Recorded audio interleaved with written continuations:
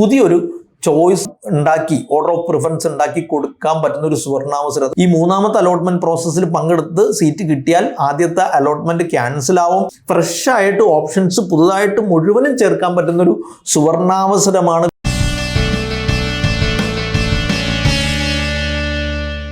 Engineering ആസ്പിറൻസിനോടാണ്.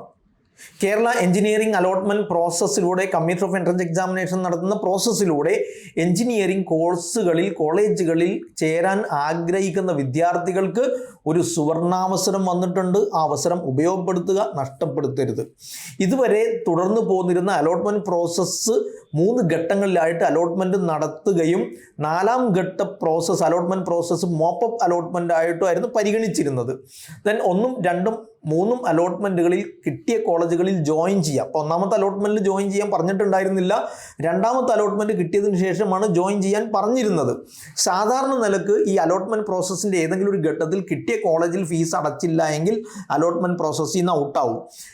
Then join ചെയ്യാൻ എപ്പോഴാണോ പറഞ്ഞത് അപ്പോൾ ജോയിൻ ചെയ്തില്ലെങ്കിലും അലോട്ട്മെന്റ് പ്രോസസ്സിൽ നിന്ന് ഔട്ടാവും.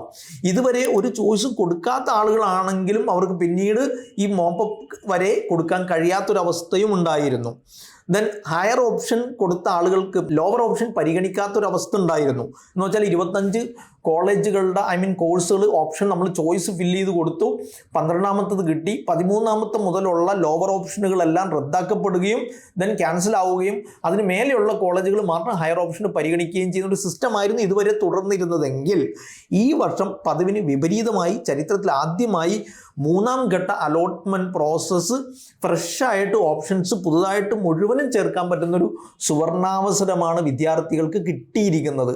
അതൊരു സുവർണാവസരം തന്നെയാണ്. ദെൻ സാധാരണ നിലക്ക് ഈ സെക്കൻഡ് അലോട്ട്മെന്റ് പ്രോസസ്സ് കഴിഞ്ഞ് കോളേജിൽ ജോയിൻ ചെയ്യേണ്ട ടൈം പറഞ്ഞിട്ടുണ്ടെങ്കിൽ ആ പ്രോസസ്സും ജോയിനിങ് ടൈമും കഴിഞ്ഞതിന് ശേഷമാണ് 3rd അലോട്ട്മെന്റ് സ്റ്റാർട്ട് ചെയ്യുന്നതെങ്കിൽ ഈ പ്രാവശ്യത്തെ എഞ്ചിനീയറിംഗ് അലോട്ട്മെന്റ് പ്രോസസ്സിലെ 2ാം ഘട്ട അലോട്ട്മെന്റ് വന്നതിന് ശേഷം 27ാം തീയതി വരെയായിരുന്നു ജോയിൻ ചെയ്യാനുള്ള ടൈം എങ്കിൽ 3rd അലോട്ട്മെന്റ് പ്രോസസ്സ് അതിന് മുമ്പ് തന്നെ സ്റ്റാർട്ട് ചെയ്തു എന്നുള്ളതാണ്.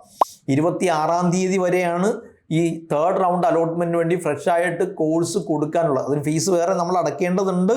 ദെൻ അത് അടച്ച് വീണ്ടും ആദ്യം മുതൽ എല്ലാം ഇതുവരെ നഷ്ടപ്പെട്ടതോ കൊടുക്കാതിരുന്നതോ ലോവർ ഓപ്ഷനായിട്ട് വന്നതോ എല്ലാം നിങ്ങൾക്ക് ആഡ് ചെയ്ത് പുതിയൊരു ചോയ്സ് ഉണ്ടാക്കി ഓർഡർ ഓഫ് പ്രിഫറൻസ് ഉണ്ടാക്കി കൊടുക്കാൻ പറ്റുന്ന ഒരു സുവർണാവസരം. അതൊരു നല്ല അവസരമായിട്ടാണ് ഞാൻ കാണുന്നത്. കാരണം വിദ്യാർത്ഥികൾക്ക് അവസരം നഷ്ടപ്പെടുന്നില്ല. കോളേജുകളെ സംബന്ധിച്ചിടത്തോളം സീറ്റുകൾ ഫില്ലാവാനുള്ള ചാൻസും ഉണ്ട്. ഇത് ഒരു എന്താ പറയുക, ഒരു വീണ്ടും വിചാരം ഉണ്ടായത് കൊണ്ടായിരിക്കാം, അവസരം നഷ്ടപ്പെടാതിരിക്കാനായിരിക്കാം. പക്ഷേ ഈ അലോട്ട്മെന്റ് പ്രോസസ്സിൻ്റെ നോട്ടിഫിക്കേഷനിൽ ഭയങ്കര അവ്യക്തത ഉള്ളതുപോലെ എനിക്ക് തോന്നി. 3ാമത്തെ അലോട്ട്മെന്റ് പ്രോസസ്സിൽ ഫ്രഷ് ആയിട്ട് വീണ്ടും അലോട്ട്മെന്റ് പ്രോസസ്സിൽ നിങ്ങൾ പങ്കെടുത്താൽ മതി. ചോയ്സ് കൃത്യമായിട്ട് ഫിൽ ചെയ്താൽ മതി. ഇനി ജോയിൻ ചെയ്ത ആളുകൾ ഈ 3ാമത്തെ അലോട്ട്മെന്റ് പ്രോസസ്സിൽ പങ്കെടുത്ത് സീറ്റ് കിട്ടിയാൽ ആദ്യത്തെ അലോട്ട്മെന്റ് ക്യാൻസൽ ആവും. ദെൻ ജോയിൻ ചെയ്യാത്ത ആളുകളുടെ അലോട്ട്മെന്റ് ഓൾറെഡി കിട്ടിയ കോളേജ് റദ്ദാവും. ദെൻ ഹയർ ഓപ്ഷൻ റദ്ദായിട്ട് പകരം പുതിയ ചോയ്സ് ഫില്ല് ചെയ്ത് അതിലൂടെ കിട്ടുന്ന കോളേജിൽ ജോയിൻ ചെയ്യാൻ പറ്റുന്നൊരു സുവർണാവസരമാണിത്. ഇത് ഉപയോഗപ്പെടുത്തുക. കുറച്ചുകൂടി നമ്മൾ ഈ നോട്ടിഫിക്കേഷൻ കൃത്യമായിരുന്നുവെങ്കിൽ, കുറച്ചുകൂടി വ്യക്തമാക്കിയിരുന്നുവെങ്കിൽ വിദ്യാർത്ഥികൾക്കൊരു കൺഫ്യൂഷൻ, ആശയക്കുഴപ്പം ഉണ്ടാവില്ലായിരുന്നു. അതുകൊണ്ട് ആശയക്കുഴപ്പം ഇല്ലാതെ ചോയ്സ് ധൈര്യമായിട്ട് ഫില്ല് ചെയ്യാം, പുതിയതൊക്കെ കൊടുക്കാം. ഇനി ഓൾറെഡി കിട്ടിയ കുട്ടികളാണെങ്കിൽ, ഏതെങ്കിലും ഒരു കോളേജിൽ കിട്ടിയ കുട്ടികളാണെങ്കിൽ അതിനേക്കാൾ മികച്ച കോളേജുകൾ വേറെ ഉണ്ടോ എന്ന് നോക്കി അത് മുന്നിലേക്ക് കൊടുക്കുന്ന, ഏറ്റവും ആദ്യം കൊടുക്കുന്ന രീതിയിലേക്ക് ഒരു ചോയ്സ് ഫില്ലിംഗ് നടത്തുന്നത് നല്ലതായിരിക്കും. അതിൽ എന്തെങ്കിലും അവ്യക്തത ഉണ്ടെങ്കിൽ കരിയർ ഗുരു ഓഫീസിൽ കോൺടാക്ട് ചെയ്യുക.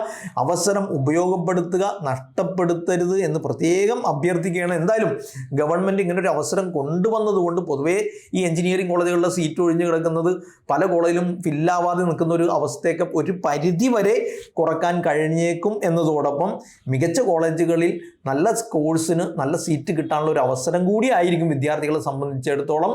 ഏതായാലും ഈ അവസരം ഉപയോഗപ്പെടുത്തുക. Bye bye. Career Guru, moulding your future.